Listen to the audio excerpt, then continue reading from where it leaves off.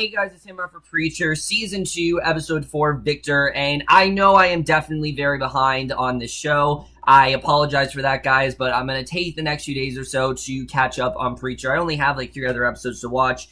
But either way, guys, I was definitely looking forward to this episode. This season so far has been extremely entertaining. Even the 3rd episode, which wasn't my favorite, I still thought was a great episode, and I really have been loving the direction that they've been going with this season, and this episode really did continue that. Yes, we did slow things down a lot, but I feel like we needed to. After 3, like, huge lights-out episodes where there was so much action and so much going on, I thought it made sense to slow things down a bit. You know, this episode, we focused a little bit more on the main plots, mainly Eugene, the whole thing with Jesse and Cassidy searching for God, and whatever the hell is going on with Tulip. I thought it was just very well balanced here, and I thought the pacing especially was better than the last episode. But let's just get into this episode, because I definitely do want to talk about it.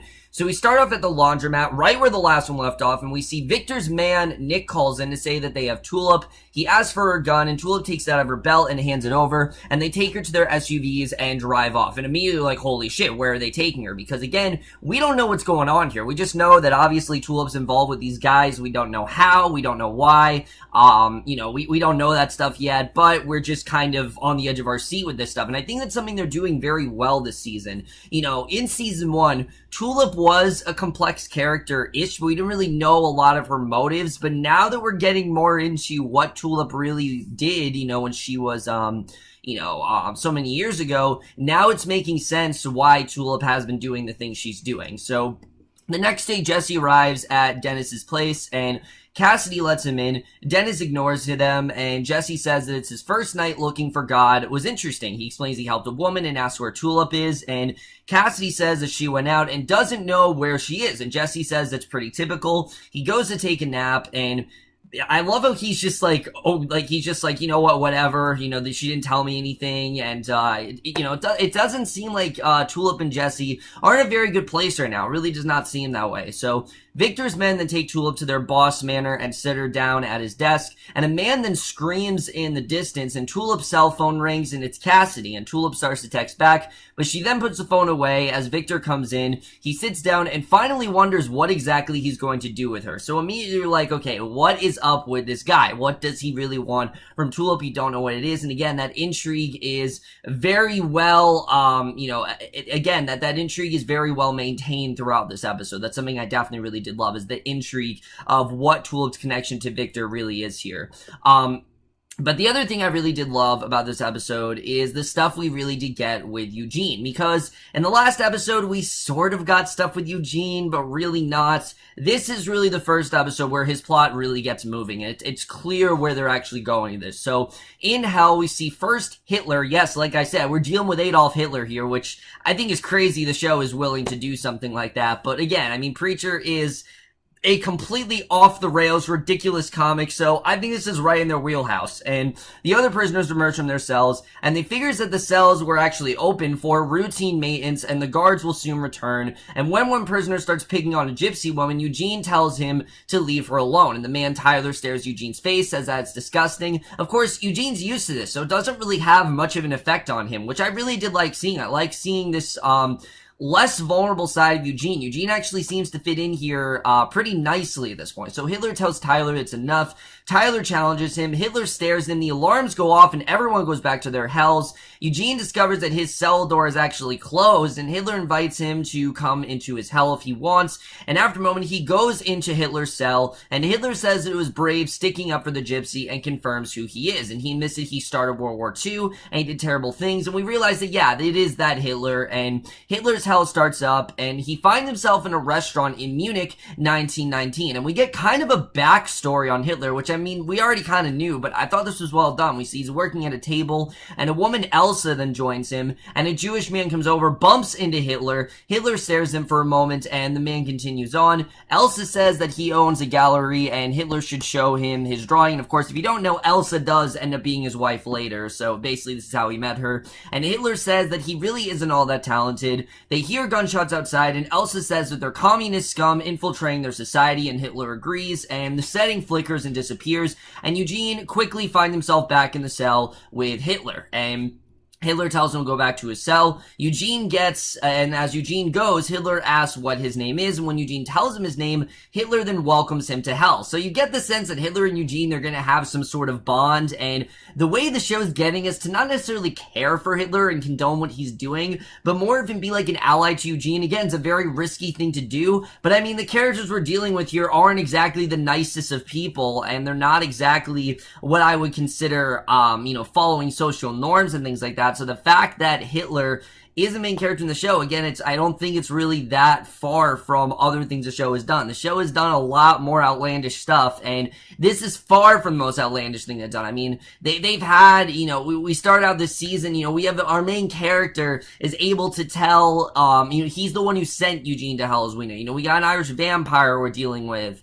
Hell, the entire town blew up in season 1. I mean, there's so many other things going on here that while this is weird, it is definitely different. It's also very risky. It's not nearly as weird as we've come to know in the show. And I actually really do like the bond that these two are quickly creating. So a man then tortures Victor's prisoner. He listens to music, and Tulip then breaks into tears. Understandably, she's apologizing to Victor, he hands her a Kleenex. So you know that whoever Victor is, he is kind of good intention. He clearly does care about Tulip, but he tells her stop crying because crying isn't going to fix anything, and says that he brought her in and actually trusted her. And he said he made her a part of the family, and in return, she made a fool of him. And he tells Tulip to think of something to say because sorry is just not going to fix it. And the torturer comes in, says that he's conscious again, and Victor tells Tulip to clear her head and come up with a better answer for when he asks again. He goes to see his prisoner, and the torturer, Pat, says hello to Tulip, and she says hi back before he goes. And Jesse finds Cassidy and Dennis then watching Katrina infomercials. Yeah, literally infomercials about Hurricane Katrina. And he asks if Tulip called. And the priest then thanks Dennis for letting them stay. And Dennis starts complaining to Cassidy in French, which I love the little bond that Dennis and Cassidy have. It's just a lot of fun to watch. And Jesse says that he still has 117 jazz clubs to check. Because remember, he knows that God is at a jazz club. He doesn't know which one. He just knows that obviously jazz is the thing that lures got in. So Tulip is out somewhere being mad at him after they fought, and Cassie says that she didn't say anything about that, and Jesse explains about the secret organization that Lara told him about, and the vampire hasn't heard of them and thinks that it sounds fake, which we know it is. We know there's definitely something more going on with Lara and her star that we just don't know about yet. But a white van then drops Hoover off outside of Dennis's place, and he radios in that he's in position. So Cassie continues watching infomercials, and he sees God from Jesse's church and an ad talking about how he's homeless and mentally ill, and basically he calls Cassie, who recognized the man, Frankie Muniz. Yeah, I'm doing the infomercial. You guys know that I've had many times when people tell me that Frankie Muniz is like my twin, so it was kind of cool to see him pop up here. I haven't seen him in a very long time, and yeah, I mean, that was really cool to see. I'm not sure what Frankie Muniz has been doing these days, but I mean, I guess he's doing infomercials in this world, but he explains they're all actors and the viewers shouldn't forget it, and Jesse realizes that fake God is actually an actor, which I really like this twist, and it makes sense too. I mean, he's been playing it up all this time. He basically was just an actor, and he was kind of there, in my opinion, I think, to give them hope. I think that's why he took on this role of God, because he didn't know where the real God was. He didn't want to disappoint them. He's like, all right, I'm just going to fill that position and basically infuse hope into everyone. That's what he was trying to do, but obviously that didn't work out. At least, again, I could be wrong, but I think that's what he's trying to do. But the Hell Guard Jennifer then brings in a technician to Jesse's cell to check the equipment, and Eugene's cell to check the equipment, and Jennifer asks Eugene if he left the room. He says that he didn't. She glares at him for a moment and then tells Eugene to come with her. So he goes with her while the technician works, and they go to the acting agency and find out if God hired the actor Mark Herlick, and Jesse finds Victor's men playing poker and asks how they've been, and they ignore her attempt to make conversation. She continues walking around, and everyone's just straight up ignoring Tulip. Why? I don't know, but they're being complete assholes to her. They don't want anything to do with her. So there's something that she did that they're obviously not happy at all about. So as they wait in the agency, Cassidy wonders if Jesse's worried about Tulip, and Jesse doesn't really see a reason to worry, because again, in his mind, this is just Tulip and him having a fight, and Tulip needing space. He doesn't know about all the other shit that's going down, and Cassidy says that if he had a girl like Tulip, he'd be worried all the time. So you can tell that Cassidy's trying to give little clues to Jesse that, hey, your girl's in danger, you should probably go save her, but obviously that's not Jesse's main concern right now, and his friend says that Tulip can look after herself, and just as the agent, Teddy Gunth, comes in, Teddy figures that they want to hire Mark for a job, and they insist that they go through him, and Cassidy says that it's actually Game of Thrones, and Teddy starts negotiating his fee. The vampire plays along, and Teddy quickly agrees, and the agent says he has no idea where Mark actually is, and he explains that he got Mark a gig as God, and then he just disappeared, so they have no idea where he went off to, and the people that hired Mark refused to send Teddy Mark's audition tape at first, and they eventually sent it, but Teddy just didn't watch it, and Jesse asks if Teddy actually has a copy. So Jennifer then takes Eugene to her office and checks on a missing prisoner, and once she hangs up, she tells Eugene that they have issues with overcrowding and underfunding, and Jennifer says she's going to put Eugene in holding with the others, because that's just the best thing that they can do. Obviously, he'll be very secure in that way, and she puts newcomers in the hole when the machines break down. She has her men actually open the hole in the middle of the room, and she assures Eugene that they can make it much worse than his worst memories. Even though it doesn't seem possible, they can in fact do that, and we know what Eugene's worst memories are. I mean, it's obviously the ones of him trying to save that chick, I can't think of her name right now, but obviously, he was trying to save that girl in the last episode. That is his worst memory, is him trying to save her, and then her taking her own life, and then him trying to take his and failing miserably, and then, being where he is today. Obviously, that's his worst memory, and, she's somehow going to be able to make it worse. And Jennifer says that Eugene seems like a nice young man, warns that kind of behavior won't be tolerated in hell. You have to be the worst of the worst. And again, it just shows how vulnerable Eugene really is here. I mean, there's everyone else there. I mean, you got Hitler there. You got all the top criminals. I mean, I'm sure, Jesse James would be in there. I'm sure, Osama bin Laden obviously is in there. All the horrible criminals, all the terrible people we've ever had in this world are in hell, and Eugene has to face all of them. Eugene agrees, and Jennifer tells him to act accordingly, and that they'll be watching. So I'm pretty sure we're going this more darker path for Eugene, because he basically is forced to him, and interested in seeing what that really is going to be like.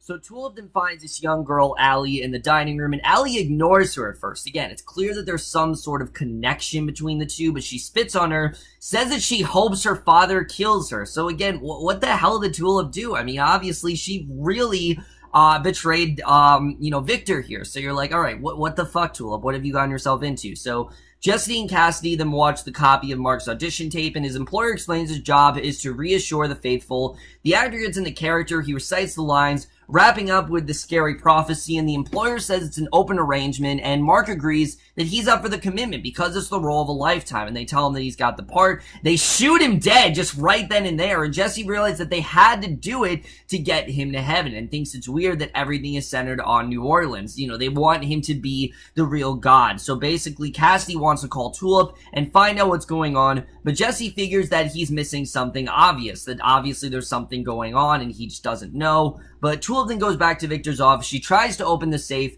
This guy, Nick, then comes in and says that Viktor had him change the combination. Tulip knocks him unconscious. She takes his gun, walks out. This was just the badass Tulip that we're used to. She goes upstairs. She makes her way to Viktor's bedroom, and he's busy picking out clothes, and Tulip then puts the gun to his head, just straight up savage. I love it, and she tells him to let her go. He tells her to blow his brains out because he isn't going to do it himself, and three men then jump Tulip. She drops her phone. Pat then comes in, knocks her down. Viktor says it'll handle her, and Tulip's cell phone rings. And I know everyone's wondering, why didn't Tulip just do that at first? I think she was willing to talk to Viktor, but realizing that she was basically just there to die and that he really wasn't willing to do anything for her, I think she just wanted to kill him right then and there.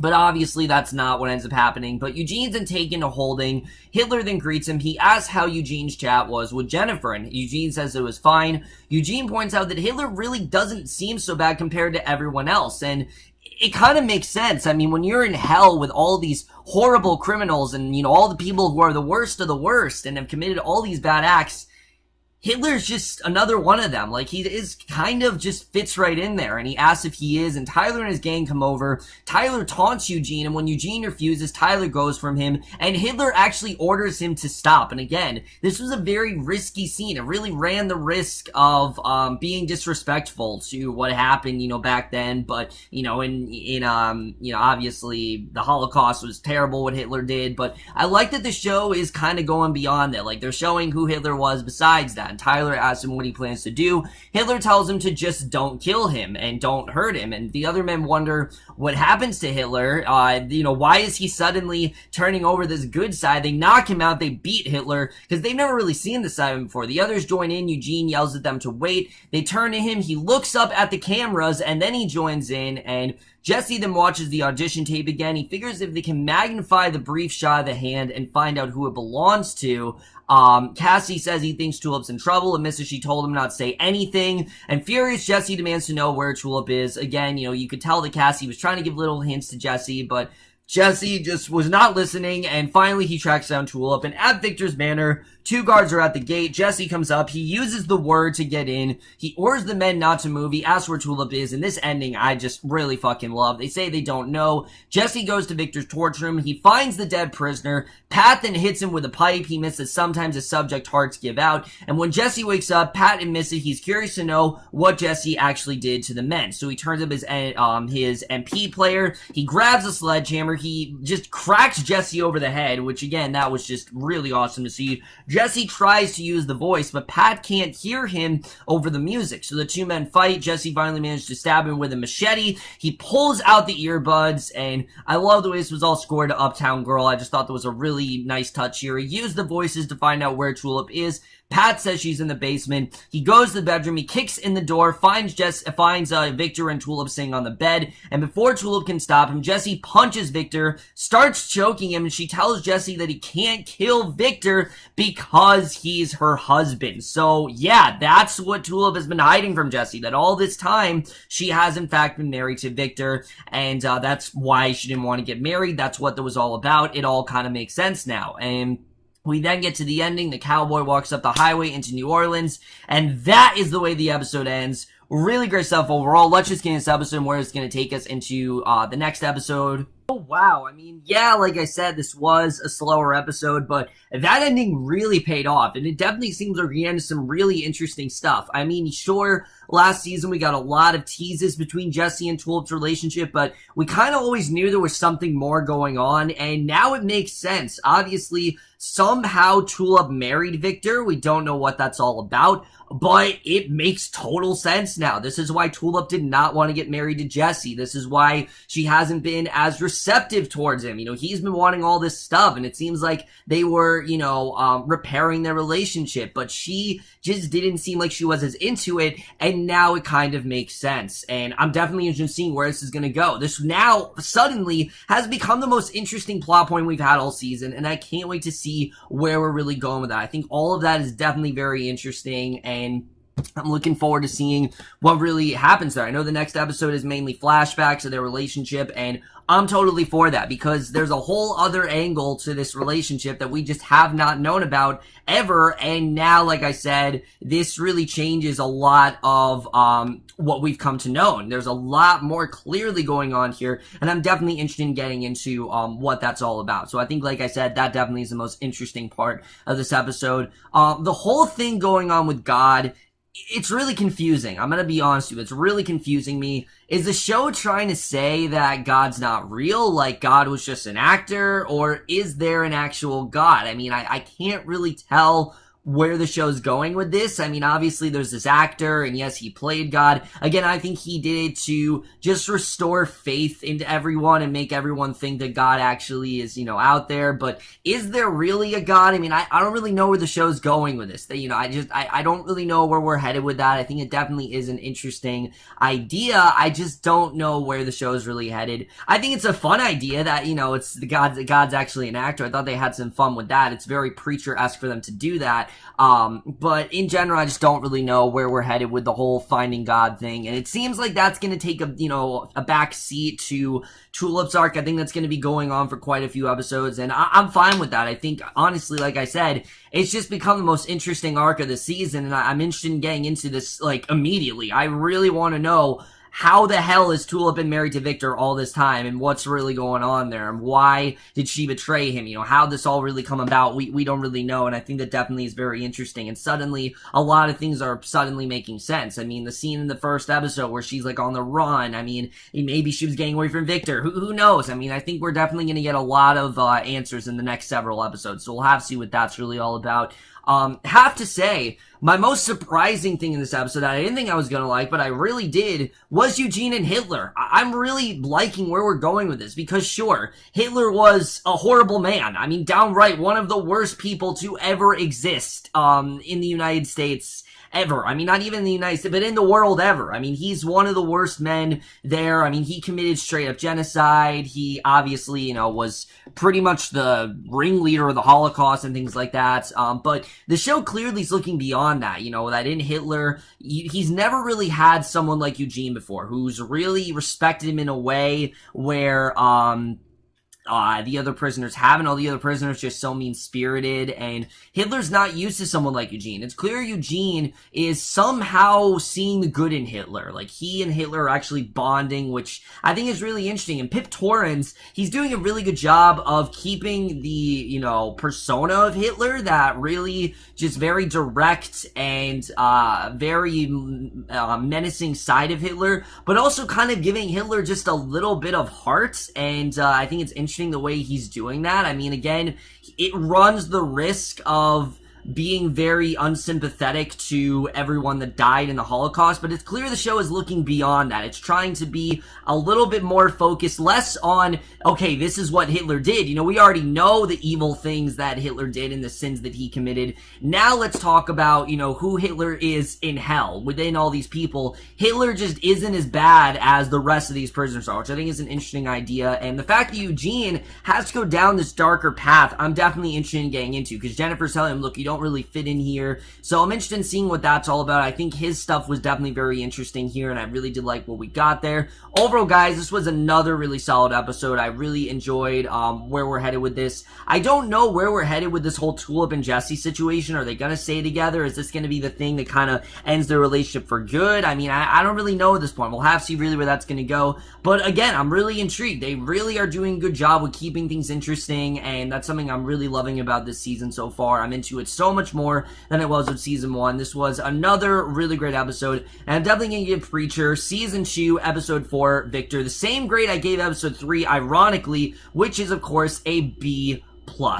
So over, guys, for this episode of Preacher. Let me know what you guys thought of this episode overall. Love your thoughts on it. I really did enjoy this episode. I'm absolutely loving this season, as you guys know. But that's my review. Hope you enjoy it. We'll see you guys in the next video, which won't be for Preacher. It will, in fact, be for this insane week of Big Brother, which, holy fuck, do we have a lot to talk about. Honestly, guys, it might be 40 minutes long, because there's just so much that went down in Big Brother this week, and I really don't know where to start when it comes to it. But don't worry, I will get a video of that. My review of The Sinner as well will be coming up very soon, so look forward to that. And I will see you guys for both of those videos. Okay, bye.